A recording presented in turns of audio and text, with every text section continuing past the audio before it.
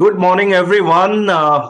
And I would like to congratulate all of you that you all have successfully completed your gut reset and your intense phase, and you are in the mid of your maintenance phase.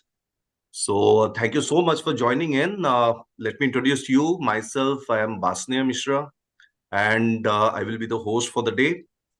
So, in this chilly winter morning, hopefully you are taking a very good care of your health and living this healthy weight and healthy living journey to the fullest. If we talk about yesterday's discussion on the science of weight management, science of meal replacement, I'm so sorry. uh, for those who are into this healthy weight program, you could have definitely find that particular session a very important one, because meal replacement, and if you are doing that meal replacement, how it is going to help you. And in this entire journey of a I would say 360-degree shift from the calorie rich food to the nutrient rich food, it is very very important that you are living this healthy weight and healthy living transformation journey. I'm sure you all have notably and you all have visibly have seen those transformation in yourself, and that is very very important, because that is going to help you in making yourself an example in front of others to start their transformation journey. So let's begin today's program, and today we also have a very interesting topic to share with you. But before that, I would like to invite a very important personality who has been uh, in this journey almost every day, and he comes with a very vast experience. He is none other than Dr. Shyam Ramakrishnan, the Director of Innovation and Science, and we all are eager to we wait to hear to Shyam Ramakrishnan ji, because the kind of experience, the kind of research findings he bring forward in this program, the experience that he carries, and the expertise in the knowledge that and every day a new tips, a new I used to call the morning musings by Dr. Shyam Ramakrishnan. So without much delay and with a virtual clap, let's invite Dr. Shyam on this virtual stage. Dr. Shyam, all yours.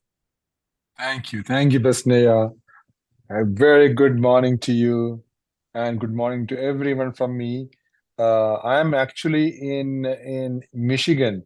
I'm in the headquarters of AMME, and I'm here visiting for a few events here. So it is around 8:30 p.m. here.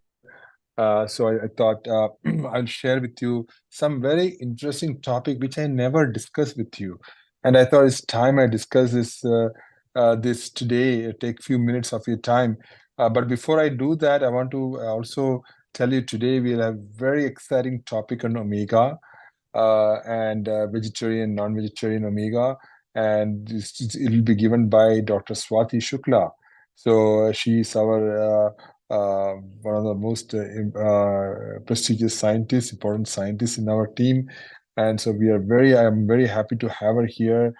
Discuss, as you all know, she's a double gold medalist from GB Pant University, the PhD in nutrition. So she comes with incredible experience and knowledge and wisdom. So I'm very honored to have her here to give us a talk on omega-3 or from the veg and non-veg source. But before she comes on board, I just want to reflect something with you. And this became very apparent to me because I am caring for my diabetic in-laws, and it has opened my eyes to the significant cost associated with this condition. So I thought, let me do some research on this condition. And what is the economic cost of having diabetes? Right? We know that there's a health cost, but what is the economic cost? Has anyone done any research on this, calculated anything? So what I found out was there are two types of costs. One is the direct cost. These are the medical expenses for managing diabetes. So including routine checkups, medications, lab tests, etc., etc. The second, so these, of course, these costs creates a financial burden for individuals and definitely strain our healthcare system. But the second important cost which we don't see, I mean, I did not understand, I did not even see it, are those indirect costs to us, to our society, to our people, to our family, to our friends, beyond medical expenses. Diabetics, diabetes affect the productivity through work absences. People take off for because of diabetes. People retire early because of diabetes. People die early because of diabetes, right? So additional non-medical costs include transportation. For example, if I had to go to from one hospital to another hospital, from my home to there, taking my in-laws here, taking my in-laws there, it all adds up to a cost. And of course, the special diets, right? The drinks which are available, the shake mixes available in the market, the doctors prescribe those things, and they all cost. It's a tremendous burden on us. So the key findings are alarming when I looked into it. So medications and glucose monitoring. Think about it. Every day you need to monitor the glucose. So medication, glucose monitoring, particularly for insulin-dependent individuals, are expensive. Not everyone has insurance, right? So many costs are out of pocket. They're not covered by insurance, right? And then complications come about, like heart disease, neuropathy. They drastically increase diabetic care cost. So there was a study actually done in India in 2017 by the India Yoga Association. It was commissioned by the government of India, actually. So I took some nuggets from that. So what I found out was the average lifetime cost. You think about it. The average lifetime cost of diabetes management drugs is 19 lakhs, almost 20 lakhs lifetime cost. Think about that. We spend almost 20 lakhs without us knowing over a period of maybe 20 years, 30 years, almost 20 lakhs, right? So families spend almost 15 to 25% of the income on diabetic care. These are all actual facts. These are from published data. So families spend 15 to 25% of the income on diabetic care. Average monthly expenditure per patient is almost 1,200 rupees, with 900 rupees approximately for medical care and 230 to 300 rupees for non-medical costs, like as in transportation, etc. Right? Now, and the annual cost of illness.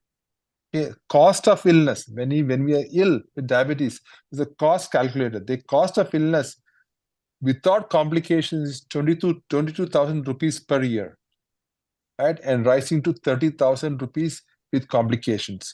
Of course, over a period of 25, 30 years, that is how it adds up to 20 lakhs, right? There could be other things which comes in. There'll be a heart operation, this operation, that operation, it all adds up, right? So the economic burden of somebody contracting diabetes within the family is huge, right? So what does it mean? What does it all mean? So all these things what we are talking today about about diets, about healthcare, about our health, maintaining a health, physical activity, appropriate diet, everything, it all boils down to, hey, let us avoid the disease. Let's keep the disease at bay as much as possible, right? When somebody is 70, 80, yes, I understand no things will happen. But at least until that age, can we avoid? Can we be proactive? Can we be tough? Can we make a promise to ourselves, to our family members, that we will not be burdened to them? Right? That is the promise we want to keep. All right. So that's all from me today, team. And I just wanted to walk away from this meeting just to inform you that. So without much ado, let me invite Dr. Swati Shukla to the stage. Dr. Swati, the stage is yours. Thank you so much, sir. Firstly, I'm really humbled and honored that as you have introduced me, a very kind information. Thank you so much for that. And like Vasnaya mentioned, it's really a morning musing. When we heard from you, the insightful information with what we start, it's really very important. And we completely echo with you, sir. Prevention is always better than cure. It's a burden on health and on pocket. for the individual and for family altogether. So thank you, sir. We definitely should take care of our health, make changes in the lifestyle rather than make changes in the prescription. That is more, important. So thank you for that, sir. And this morning is even more special because I think this is my first session in English. So I'm really, very great to see all the enthusiastic audience here this morning, in spite of chills and all the morning shiverings. So thank you so much for having me here. So without much delay, we will start with our session. Just give me a moment. I'll share my screen.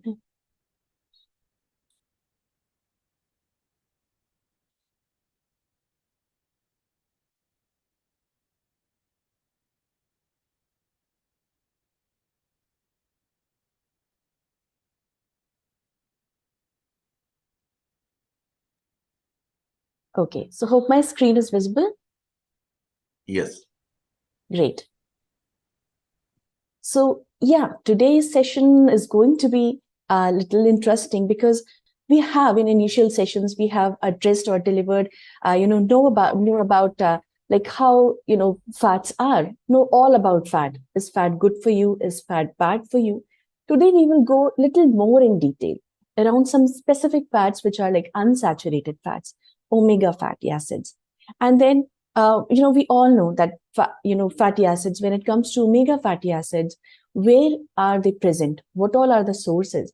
And there is always a concern with the non-vegetarians or vegetarians who are getting, optimum amount of those essential fatty acids. How can they increase it? What is the amount that they should take?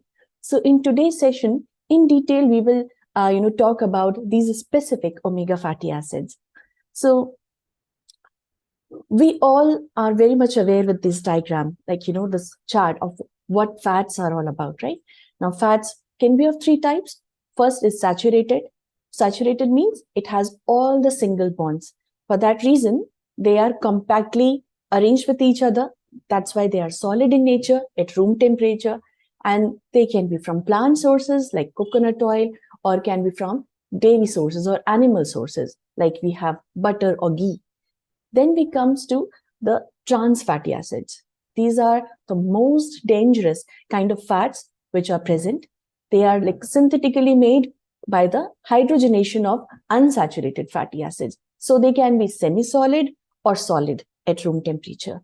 And these are present in different, which we call as not nutrients, but calorie-dense foods, right? Your different processed foods, packaged foods, baked items, your fried food items like kachoris and samosas and varas, chips. They are present in those kind of food options, and they should be completely avoided, completely ignored from your diet. Then comes the unsaturated fatty acids, which are considered as a good fats. These are good fats, and they are, they are called as unsaturated fatty acids because they have the double bonds. So because of these bondings, what happened? They are not lined together. They can have some links which are loose, or they can be little branched in nature. That's why they are liquid at room temperature. And they are present in different plant sources and animal sources, which we will deliver, further, Now, they can be monounsaturated if there is one single bond. They can be polyunsaturated if they have different double bonds, multiple, double bonds. And these polyunsaturated fatty acids are considered as essential fatty acids because your body cannot synthesize them. And therefore, you have to have them through your diet. You have to supply to your body with the help of your diet, a good diet. So these polyunsaturated fatty acids, which are essential, these are of two types, omega-6 and omega-3. So let's discuss in detail. Before, just a little glimpse. What is the difference? We will even, deliver and address these differences, these points in detail. To start with, omega-3, they are called as omega-3 because that double bond that we spoke about, right, in unsaturated fatty acids, that double bond is present in carbon number 3, that structure. That's why. Whereas in omega-6, this double bond is present in carbon number 6. Both are important when it comes to different metabolic parameters, whether it is maintaining healthy lipid levels, or whether we talk about the inflammation, whether it's effect on mood, it is important. Now, omega-3, they are basically present in different kinds of nuts and seeds, and omega-6, they are also present in different kinds of seeds and vegetable oils. Omega-3 and omega-6, the difference that we will all try to understand further as we move forward in the session is its property around the inflammation. Omega-3, they reduce the risk of inflammation, whereas omega-6, they are crucial for causing inflammation. But to what an extent, why this inflammation is important, to what an extent it should be, and how to control it, we will now discuss on that part. So first, omega-3 is your omega-3 fatty acid. So like we just discussed,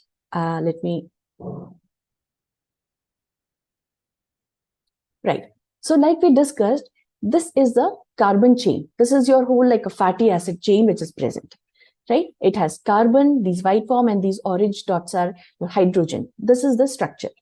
So as you can see, in omega-3, carbon number 1, 2, and 3. So you have a first double bond at carbon number 3. And this is why they are called as omega-3 fatty acids. Now, these are essential fatty acids. You have to provide them to your diet. So where all they are present? They can be present in vegetarian sources as well as animal-based sources as well. ALA, which is your alpha-linoleic acid, here your omega-3 fatty acid, this is a omega-3 fatty acid, but which is present in plant sources, like different nuts, your walnuts, almonds, right, in your cashew nuts. Then different seeds, like flax seeds, like chia seeds, sunflower seeds, pumpkin seeds. So this omega-3 fatty acid, which is ALA, it is present in plant-based sources.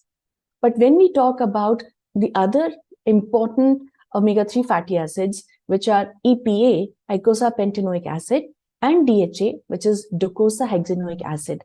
Now, these are very, very crucial for our body, and these are present in animal-based sources, like most of times your seafood, salmon, mackerel, tuna. So seaweeds, different sort of seaweeds. So this is where your omega-3 is present in the form of EPA and DHA. Now, what happened? What are all the benefits? We know that these are good sources, and now we got to know where all they are present, right? ALA in plant sources, EPDHA in animal sources. In general, how omega-3 fatty acids, they help, right? Firstly, we know there are so many studies that has been done that omega-3 fatty acids, they help in maintaining healthy blood lipid levels. So it reduces all the bad cholesterol, your bad fats, like your lipoprotein, LDL, VLDL, cholesterol, triglyceride. And if taken in a right amount, with a good amount of duration, it also has shown increment in good cholesterol in your body, which is HDL levels. So that's how, when it is helping in maintaining good blood lipid levels in your body, it provides a better, heart protective or cardioprotective properties, right? So it also contributes to a better heart health because of the blood lipid levels. Then secondly, it also has anti-inflammatory properties. We will discuss in detail regarding one study that has been published of all those factors which affect the heart health, how omega-3 fatty acids can contribute to good heart health. Then we all know another important function of omega-3 fatty acids or health benefit, that is around brain health, right? Just as a matter of fact, an interesting information to you that brain is 66% fat. Can you imagine? Your brain is made of more than half is fat. And out of that, 20% is omega-3 fat. So you can imagine how much important is omega-3 and especially EPA and DHA, because that is the omega-3 fatty acid that your body needs. Even as we will go further, ALA, which is present in plant, that also has to convert into EPA and DHA inside your body for its functioning, for imparting all those health benefits. So omega-3 fatty acids like EPA and DHA, they are important, the structural component of brain. Therefore, for the formation, proper development from the initial stages of life, and then its proper maintenance, that helps and that comes from a good amount of EPA and DHA in your diet. So that is very important. Another important is the nerve impulse transmission. So as you know that, once just we touch any cold thing, in a fraction of seconds, our brain recognizes that, it's cold, it's hot, and we have to, step back. Or be it, cold weather, you just try to, you get the shiverings. Or when you touch anything cold, you just get the shiverings. And again, you have to step back. Why? Because that is the nerve impulse for anything inside your body also. Your stomach or your hands, your legs, they do not have brain. But when you have pain or like a little twitch in your hand or wrist or ankle, your brain, just understand that. It identifies that. And you get the pain in your wrist and ankle or hands. Why this happen? Because of this nerve impulse transmission which is there. And for this nerve impulse, there are small neurons which are connected together. These neurons are also made up of these fats, right? Very prominent part of omega-3.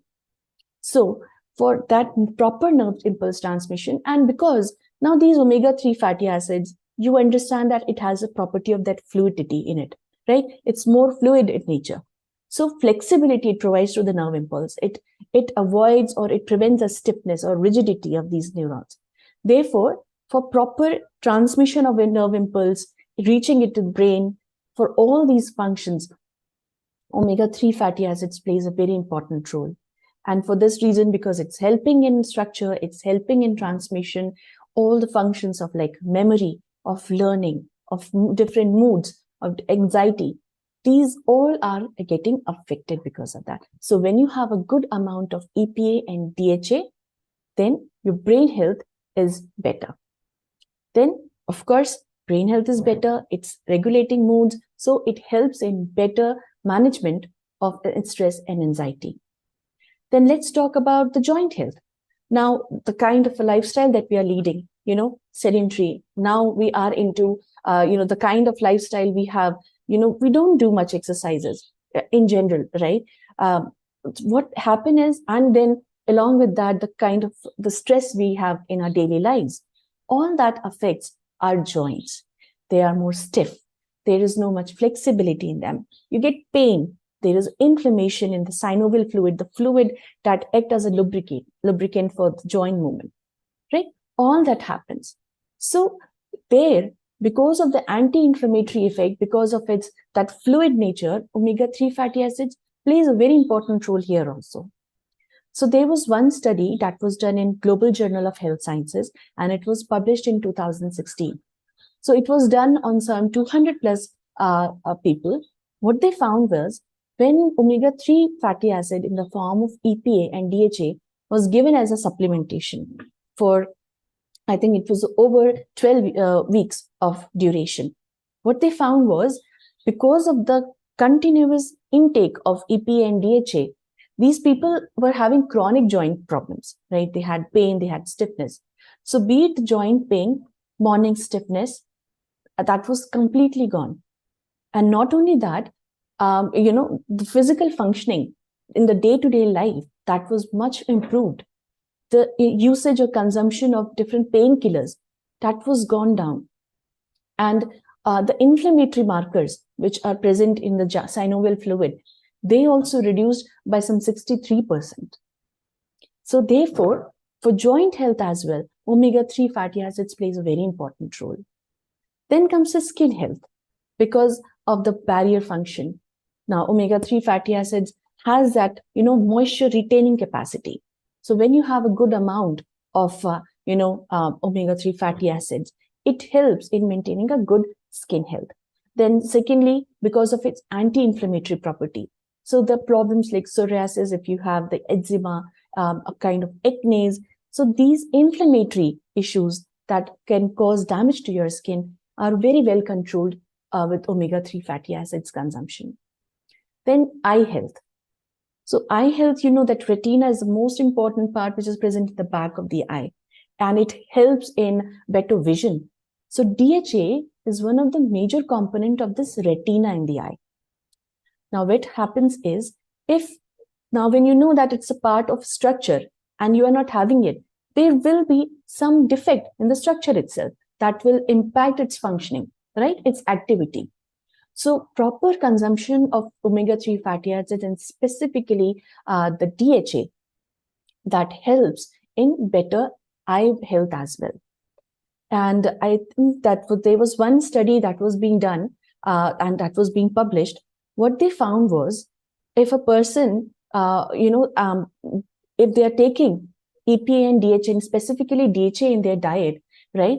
What they found was that the chances of developing age-related macular degeneration, this is a kind of a the degeneration that happens, or damage to your eye happens along with age. It leads to the blurring of vision, basically, right? So that happens with age though, but if you check in the initial stage itself, then this can be corrected. So what they found, those people who take, it was a longitudinal study where they saw that for how long, for what duration, people are having good amount of DHA in their diet. And they found that as compared to people who do not take DHA, the people who are having good amount of DHA in their diet or through supplementation, the chances of developing this, AMD, they call it as, is reduced by 30%. And then also issues like dry eye disease, that also was very much lesser, some 45% lesser as compared to people who do not take.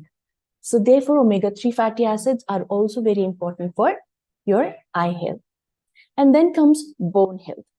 Now, fatty acids and bone health, they are very, very closely linked. We always link with other nutrients like calcium, magnesium. They are very important. But even omega-3 fatty acids are important. And how? So what happens is, because when inflammation happens, your bone have two kind of cells. One is osteoclast cells. What osteoclast cells do? They help in breaking down of bone cells, right? So when inflammation is high in your body, the osteoclast cells, they are more active. They lead to breaking down of the bone cells. So because of anti-inflammatory properties, these omega-3 fatty acids, they help in preventing the activity of osteoclast cells. So it helps in maintaining your bone mass, your bone integrity. Not only that, it also leads to the activation of another set of bone cells, which are called as osteoblast. Osteoblast help in building bone cells. So omega-3 fatty acids, they also activate osteoblast cells. And then omega-3 fatty acids, because of its, the fatty nature, it helps in better absorption of fat-soluble vitamin D, right? Which is very, very important for your bone health. So this one study that was published in 2016 in Journal of American College of Nutrition, it was done on some 100 plus postmenopausal healthy women. They divided them into two groups, and they gave them the milk. One milk had good amount of vitamin D to it as natural thing. Another has EPA and DHA to it. What they found was, as compared to people who are having vitamin D rich milk, as compared to them, the people who had milk with EPA and DHA, they had more better bone mineral density. And those cells, osteoclast cells, which are formed because of some inflammatory markers, those were also very much reduced. So therefore, with this, we can very well understand that omega-3 fatty acids also affect your bone health.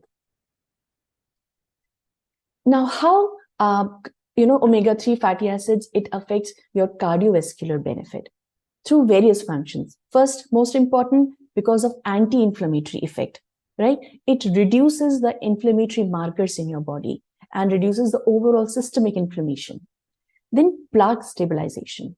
So many a times what happens, heart health is very much related with your lipid levels. When the lipid levels are high, especially your LDL levels, what happens in your blood vessels, these lipid, especially the LDL, they start to accumulate. And over that, more and more, if it's not being scrubbed out, more and more other macrophages, which leads to the formation of foam cells, and more other cells keep on sticking to it, which leads to a kind of a clog formation or plaque formation. So omega-3 fatty acids, because it helps in lowering LDL levels, it helps in preventing the risk of plaque formation. Then it also helps in membrane stabilization because it's an important part of different membranes. It helps in membrane stabilization.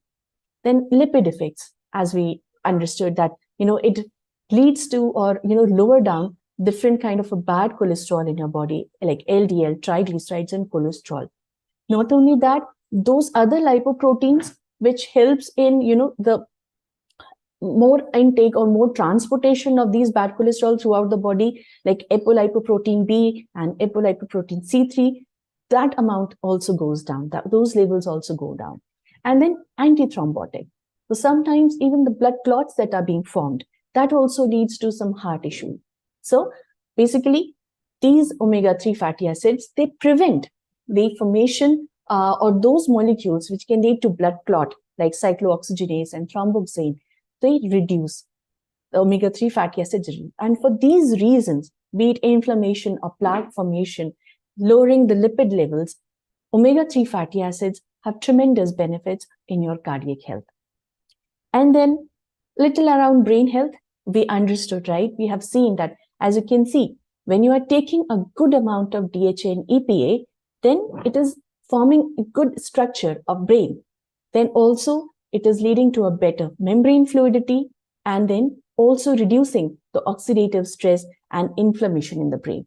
That's how we can say we can divide into three. Basically function, because it's helping in better structure formation, plasticity, flexibility to the brain cells. Then structure, like we said, and perfusion. Because it's a 66% of of brain, cerebrovascular blood flow, the blood flow that happens, it is more smooth and more regular. Now, coming to the omega-6 fatty acids. Now, omega-6 fatty acids, as we have discussed, the first double bond is at carbon number 6. That's why they are called as omega-6 fatty acids. And they're basically your linoleic acid, which you have from your diet. And that converts into arachidonic acid in your body. And there are different sources like soya bean oil, corn oil, your walnuts, almonds, your sunflower seeds, right? These are all sources of your omega-6 fatty acids. And as you can see, this is an important part. This is pro-inflammatory that we will discuss further. What happened is pro-inflammatory. When any immunity has to be stimulated, when any foreign particle enters your body, little inflammation is very crucial, right? Because the body has to remove that foreign particle. And therefore, that inflammation is important for better immunity, for better and effective removal of that foreign particle or destruction of that foreign particle in your body. So omega-6 fatty acids there play a very important role, right? That's why they are called as pro-inflammatory. Now, what happens is, but we have to have a balance between omega-6 and omega-3 fatty acids. So as you can see, we discussed that omega-6 fatty acids, they lead to development of different pro-inflammatory compounds, which are important if they are in the regulated way, in regulated amount for your immunity to work better. Whereas omega-3 fatty acids, whether you take EPA directly or DHA directly through your diet or supplementations, or you have ALA that converts into EPA and DHA in your body, it leads to formation of different anti-inflammatory, because you have to have a balance. If there is a lot of inflammation caused by one molecule, you have to have another set of molecules which are controlling that inflammation. Therefore, what happens is different organizations, they have given a range of ratio, that the ratio between omega-6 to omega-3 fatty acids can be anywhere between 1:1 to 4:1. But then the kind of a diet that we have, right? More and more of refined and processed seeds and vegetable oils that we have. What happened is they have seen that the consumption of omega-6 to omega-3 fatty acid has reached to anywhere between 15:1 to 17:1, to that level. So what is happening? More and more inflammation is happening in your body and very less of omega-3 to control that inflammation. Therefore, it is important to have balance.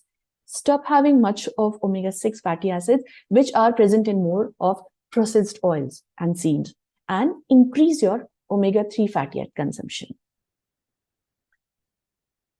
So what we have understood is now veg sources and non-veg sources. Veg sources are basically in the form of ALA, alpha linoleic acid, right?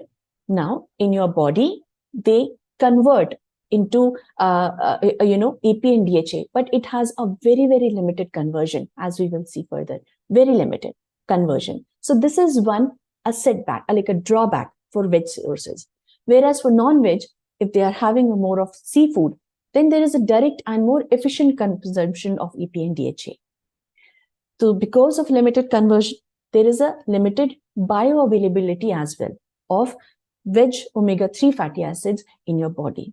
Whereas because EPA and DHA you have directly consumed, they are more efficiently utilized by your body. But good benefit is because you are taking from vegetarian sources like nuts and seeds, you get the benefit of other nutrients as well. For example, if you take nuts, you take more of flax seeds or chia seeds, you not only get omega-3 fatty acid in the form of ALA, you also get protein, you also get fibers, you also get different set of vitamins and minerals. But in non-veg sources, they provide you with good sources of omega-3 along with good source of protein as well, high quality protein. Vegetarian sources, they are more sustainable and they have lower environmental impact. And non-veg sources, sometimes if not done properly, then it leads to overfishing and it harms marine ecosystems. It can be that little exploitative in nature. So what happened? What is the need of omega-3 for vegetarians and vegans?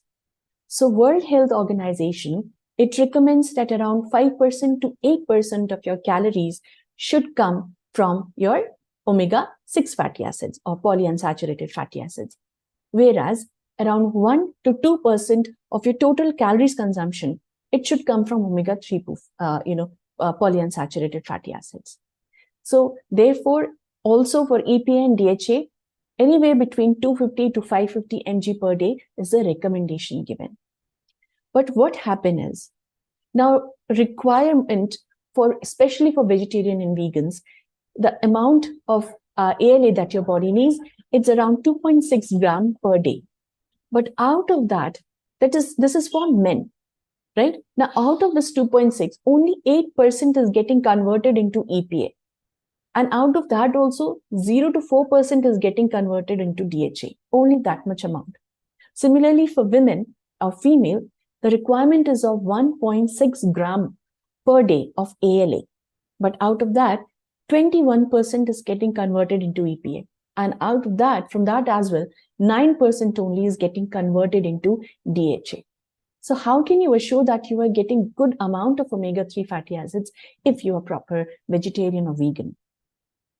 First thing is include good amount of, because we know that ALA is a plant-based food.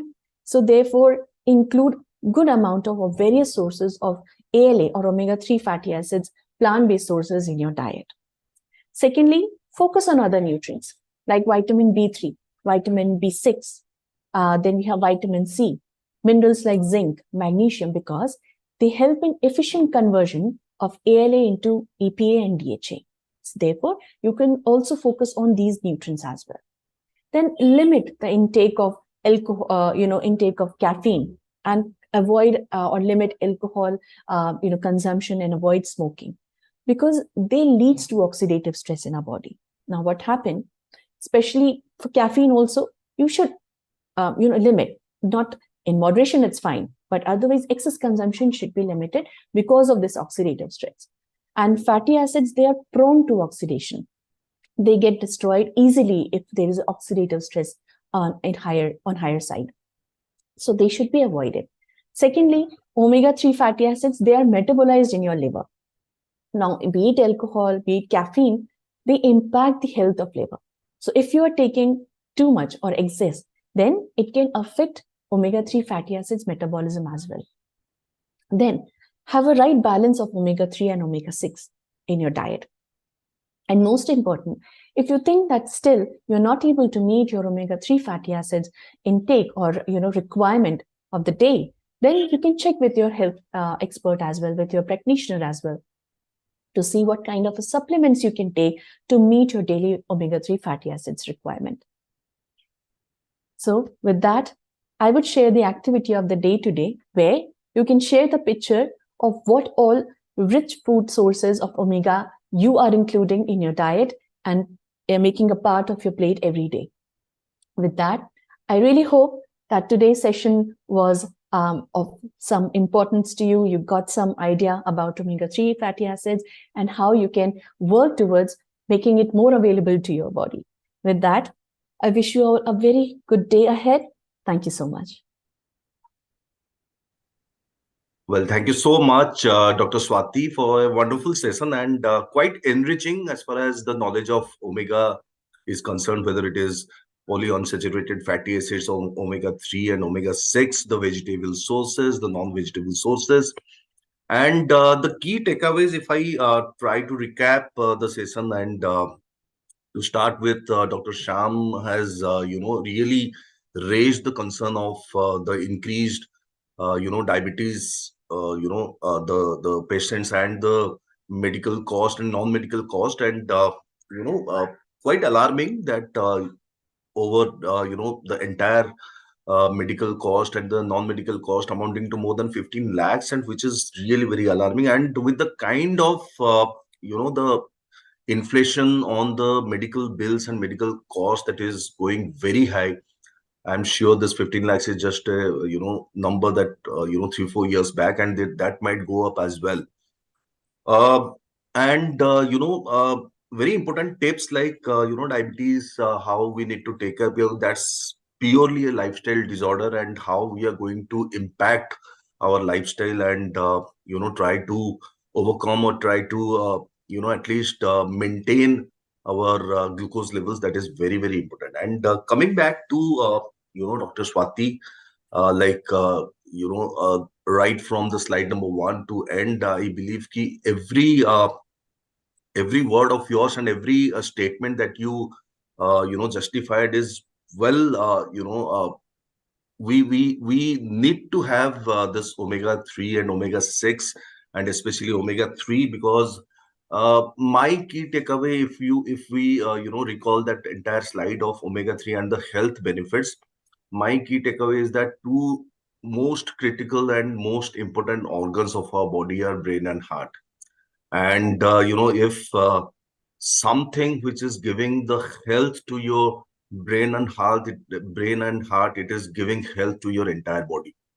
So rightly said, ki bone health, your nerves health, your joint health, and the lipid level management.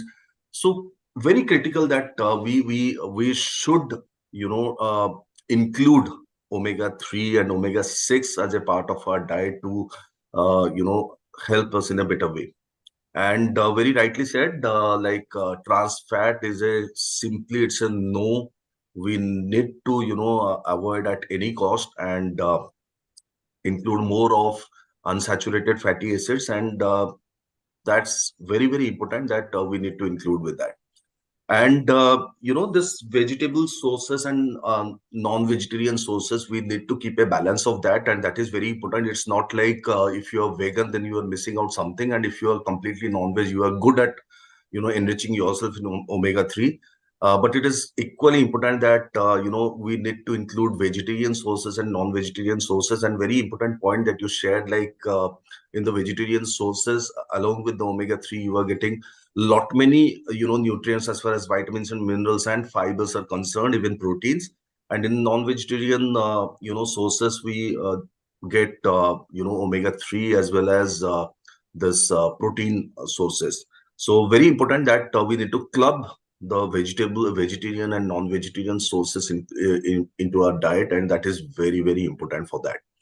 Lot many studies that you have shared is exemplary, and that gives this topic a more value to it, because the studies that they have proved, like they have experimented on the people, and how this EPA and DHA and ALA, alpha linolenic acid, and all these things, how they have enriched on the health of individuals, being experimented, those who are not been infused with omega-3 and infused with omega-3. So that is also very, very important for that.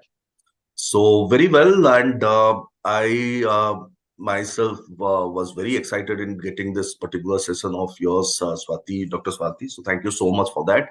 We look forward to have more such knowledge sharing sessions from you in the coming days. And let me check whether we have the next part. Okay, so we have few time for Minal to join in. So I personally suggest ki, the way you all have been you know uh, being in this program, being in this transformation journey is quite extraordinary, because I being a part of few of the groups, and I can visualize the amount of commitment that you have been showing in this entire journey. And right from the gut health, right from the gut reset, then to the intensive phase, and right now this maintenance phase. So because it's very important that this transformation journey would not have been successful, or would not have been possible with yours being involved into it. And that's where we named this program as Live 360. So a 360-degree of involvement and 360-degree of maintaining yourself is very, very important. So that's the first part of the session, and I am sure you all have been, ready to warm you up, and in this chilly morning. So just you can stretch out yourself, and your stiff joints are going to get more relaxed with Minal being with us, and Thank without you, much thank delay. you. Bas So Minal, over thank to you. you. Thank you so much. Good morning, everyone. A very warm welcome to today's session. So let's get started. We're going to start with some warm-up moves on the mat. So you all come down to the mat with me. And here we go.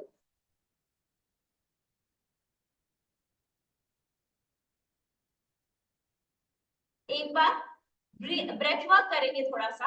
आप अपने एक हाथ को अपने navel की you want to keep your one palm closer to your navel. Take a nice deep inhale and inflate your belly with lots of oxygen.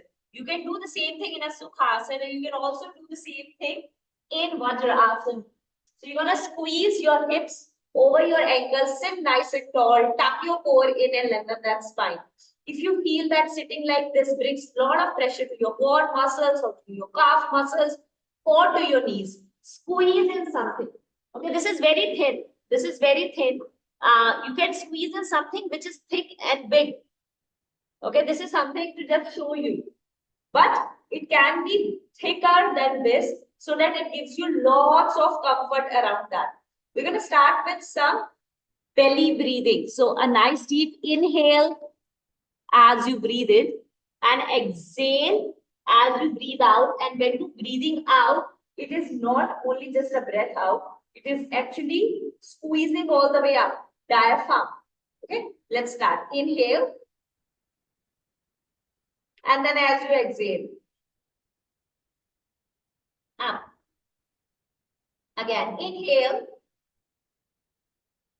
Forcefully push oxygen right down to your belly. And then exhale. Inhale. And exhale. One last time. Inhale. And exhale.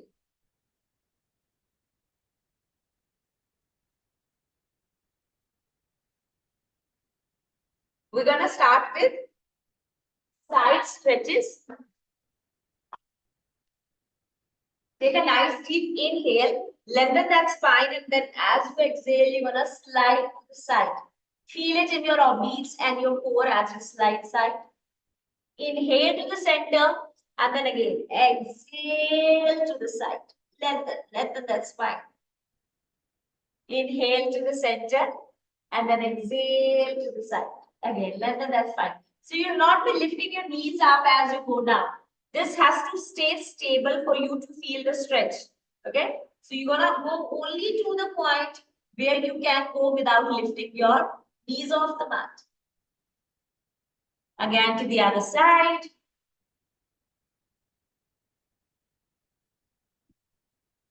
Inhale to the center, exhale to the side. Inhale to the center and exhale to the side.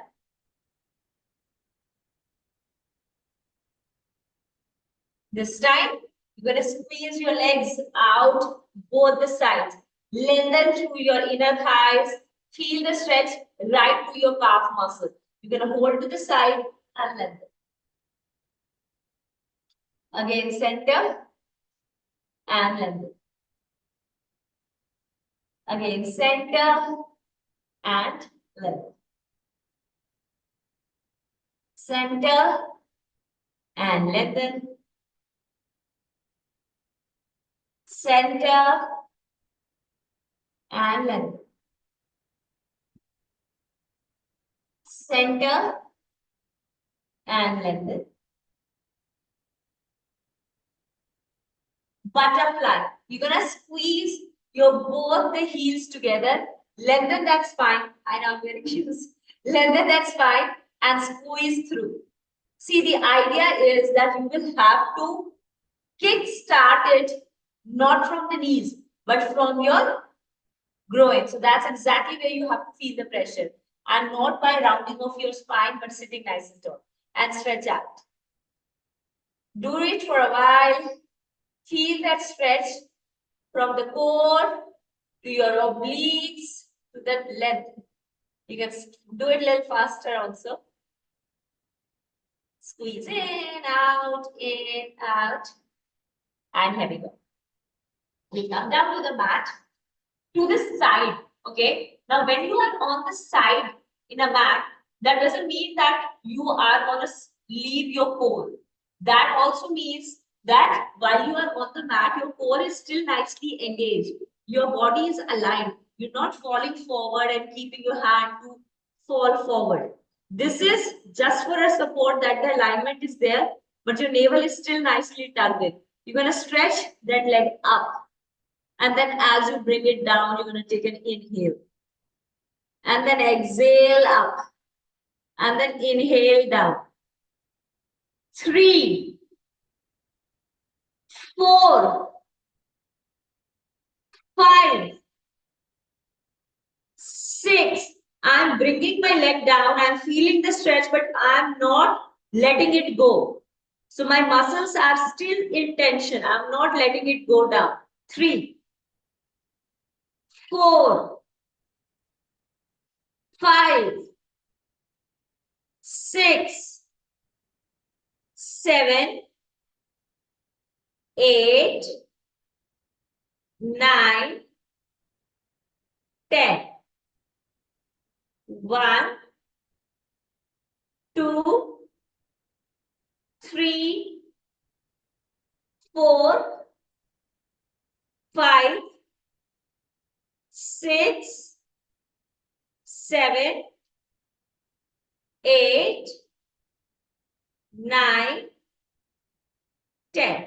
Okay. Now, two ways. One, you can go down and rest your leg, or you can still build on that tension. So if it is not cramping, let's build on more tension here.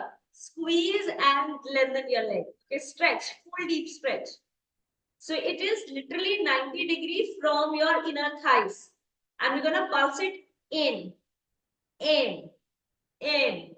3, 4, 5, 6, 7, 8, 9, 10. 10 more. 1, 2, 3, 4, 5.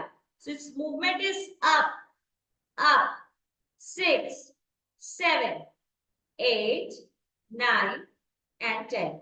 From here, we'll go circles. So you will be doing the circle in a very controlled, movement. Not too fast and not too slow. So something like this. 1, 2, 3, So feel that burn in all your muscles. 4, and you'll not bring your leg down. We'll do another circle at 45 degrees. 5, 6, 7, 8, 9, 10. Anti-clockwise from the back. 1, from the back. 2, 3, 4. Push it from the back. 5, 6, 7. And it's killing. It kills your muscle and you can feel that burn. But let it be. Let it be. 6, 7, 8. Toes pointed. 9, 10. Okay. Now again, if you feel that you just can't hold it and you have to let go, then take a breather. Otherwise, just build that tension. More of it. 45-degree and pulses. 1, 2, 3, 4. You see, nothing else is moving. In my entire body, I'm not doing anything else. Yeah, so keep that navel tucked in so that you get that balance, stability, and control, and then lift. 1, 2, 3, 4, 5, 6, 7, 8, 9, and 10. Go. 10, 9, 8. I know, killer. 7, 6. Feel it here. Feel it here. You'll also feel it in the calves by the end of it. Go, go, go. 6, 5, 4, 3, 2, 1. I want to add something here. Circles. It's absolutely okay if you're not able to continue. Take a breather. Otherwise, start with circles. 1, 2, 3. Without bending that knee. 4. Do it soft. Not any pressure on any joint. So, the joint of your lower leg, there is no point that you have to keep it stretched. I'm keeping it stretched because it aligns my body better. Otherwise, you can just keep it nice and soft. We have no roll of the lower leg here. 3, 4, control. 5, 6, 7, 8, 9, 10. From the back. 1, 2, 3. Push it from the back. 4, 5, 6, 7, 8, 9, 10. Oh, yes, very nice. This is something now. Bring your leg down. The leg which we were working on. Bring it down. Relax it up. We're going to lift the lower leg up. But again, not from the knees. It has to be lifted right from the thighs. Straight and up. So something like 1, 2, 3, 4, 5, 6, 7, 8, 9, 10. 10 more. 1, 2, 3, 4, 5, 6, 7, 8, 9, 10. Very nice. We're going to repeat the same with the other leg. Full stretch and length. I know this is like a killer move, but just temporarily. So, the moment you're going to let go of it, all the muscles will come relaxed. But this time duration under which you keep tension in your muscles is great for building that endurance. Yeah. So if you can, please do it as a movement on movement and without the breather. Unless there is a cramp, yes, take a breather. But otherwise, like movement on movement, movement on movement, one after the other. Yeah. So let's do the same thing again. We're going to lengthen the leg up 90 degrees. Your toes have to be perfectly pointed as you bring them up. It's when you are coming down that you stretch. When you're coming down that you're stretching your toes in. Then up. 1, 2, 3, 4, 5, 6, 7, 8, 9, 10. 1, 2, 3, 4, 5, 6, 7, 8, 9, 10.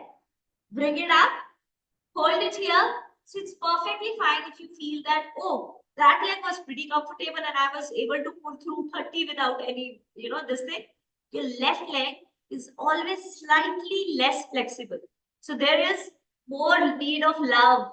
Okay, so don't think this way. Think, okay, we're gonna get stronger, baby. We're gonna get stronger, like that. Yeah. Now pulse it in. 1, 2, like that. So feel the stretch right from your inner thighs. It's not a movement from the knee or behind the knee. So there is no movement like this. We're not bending the knee at all. There is no movement from the knee. It's a straight leg and stretch in. So 1, 2, 3, 4, 5, 6, 7, 8, 9, 10. 1, 2, 3, 4, 5, 6, 7, 8, 9, 10. 1, 2, 3, 4, 5, 6, 7, 8, 9, 10. Very good. Let's go circles. 1, 2, 3, 4,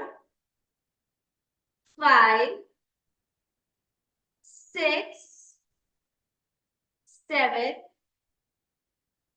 8, 9,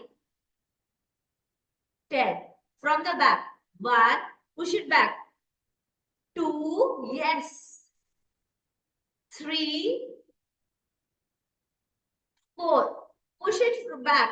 So you're gonna feel the pressure right through the navel, your lower abdominals. Everything has to be that stretch.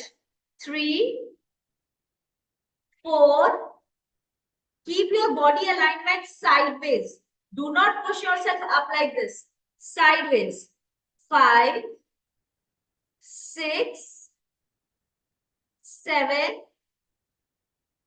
8, 9, 10. Anti-clockwise from the back. 1, 2, 3, 4, 5, 6, 7, 8, 9, 10. Okay. 45-degree. Hold and start. 1. I know it's a killer. Okay. It's okay. Hold it here. Feel the tension. If you think you can further take it, then bring to 45-degree. Otherwise, you can go down also. But it is also momentary. So give yourself that challenge. See, there is nothing coming to your joints. That's why I'm saying it's just the muscular tension which is coming. Okay, so let it be. Feel it. Feel it. Create that connection. So this is a very beautiful move because you're actually feeling those muscles, which I keep saying that work with your muscles. Get that engagement clear. This is where it is happening. Yeah. Good. Do not relax. Just take a second to go down. Don't go down. Come back up. 45-degree. Pulse. 1, 2, 3, 4, 5, 6, 7, 8, 9, 10. Very good. 1, 2, 3, 4. Pulse up. Up. Up. I know it's killing. Burning. Yeah. 3, 4, 5, 6, 7, 8, 9, 10. Circles. 1, 2, 3, go, go, go. 4, 5, 6, 7, 8, 9, 10. Anti-clockwise. So from here, you're gonna push it back. 1. Oh my God. 2. Let's go. 3, 4. Push it back. Push it back. 5, 6, 7, 8, 9, 10. Okay, relax up now. Bring the leg up. We're gonna pick the lower leg up 20 times, but straight, without bending the knee. So tap your core in, relax it up. We'll do some stretches to let your leg feel again like a leg. Let's go. 1, 2, 3. So bring it up from your, that connection of a thigh and the torso. So bring it up from there. 3, 4, 5, 6, 7, 8, 9, 10. Go. 1, 2, 3, 4, 5, 6, 7, 8, 9, and 10. Relax up. Come down to the mat. Again, in the prone position, like you have your stomach down here. I want you to keep your palms right here. Forehead down, take a breather.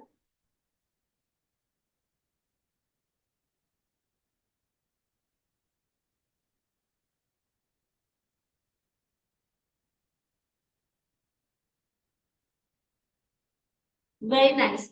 Relax up.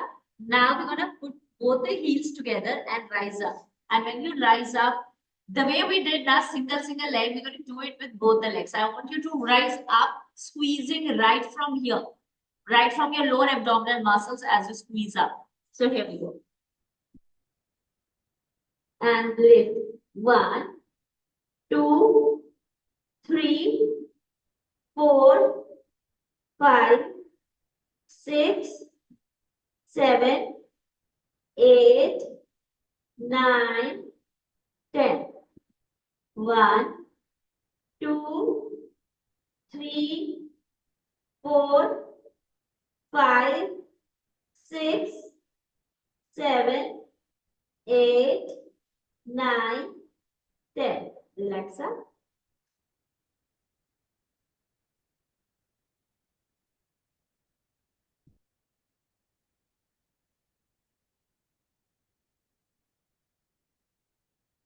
We're gonna start with single leg lifts. Your upper body will be rested. It's absolutely okay if you feel slight pull, because you're gonna also pull it right through your navel. Okay, so a slight pull is okay, but try to keep yourself as an upper body down and in a format which is not being pulled by your legs. Okay, so you are here rested. You'll only start with a single leg movement. You're squeezing and lifting the single leg. So something like 1, 2, and it's a lot of pressure to your stomach. Yeah, so I want you to feel that.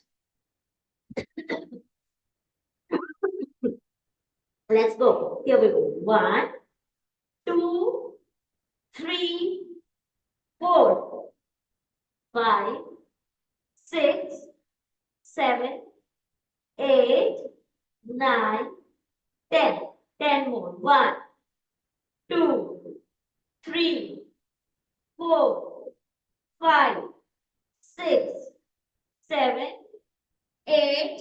So your upper body will not lift. I just, talk to you. So I just move out and see.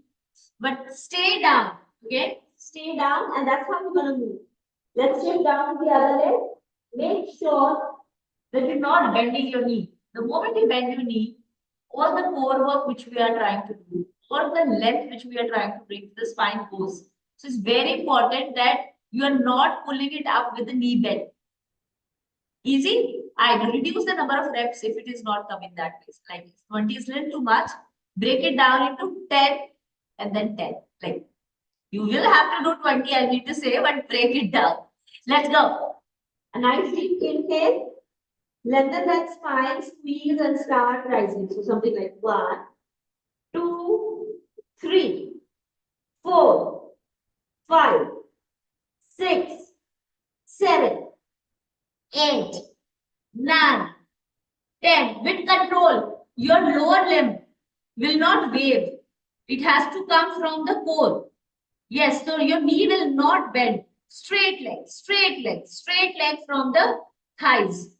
Up like this. 1, 2, 3, 4, 5, 6, 7, 8, 9, and 10.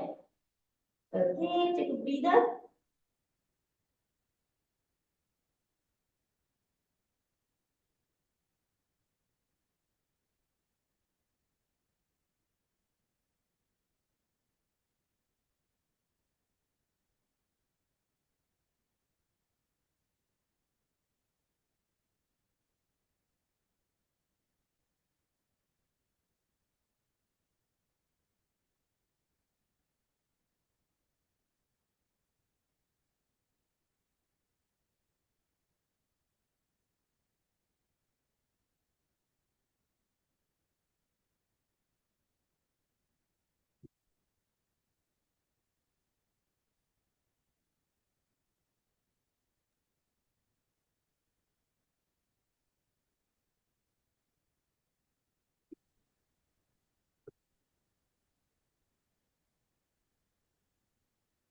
Gudu, Chanchun Dhanam. Now bring your both the hands back. Lengthen. You'll not lift your lower body up. It's only the upper body which you need to stretch up. See how far you can stretch up. So you have your hands here. A nice deep inhale. Lengthen and rise up. Squeeze and rise up. Feel the pressure right through your lower lumbar spine and core.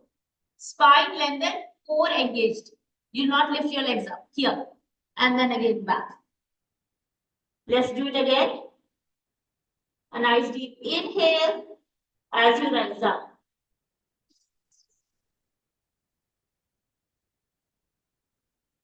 And then back. Again, a nice deep inhale as you rise up. And then back. This time your hands on the side, I'll share the music.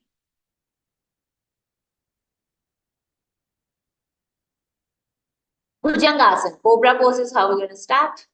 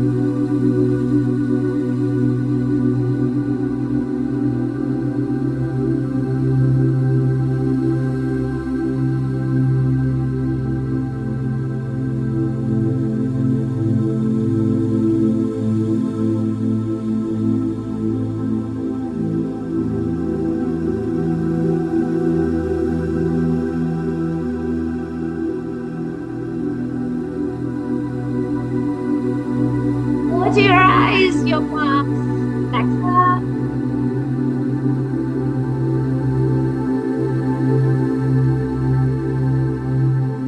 Thank you so much everyone for joining in. I'm gonna see you soon. Take care. Keep rocking. Thanks, Basriya. Over to you. Thank you so much, Minal, for a wonderful session, and hopefully आप सभी लोग इसको enjoy किए. So that's it from our side, and that's for the day. So please take care of yourself, stay happy, and stay healthy. Thank you so much.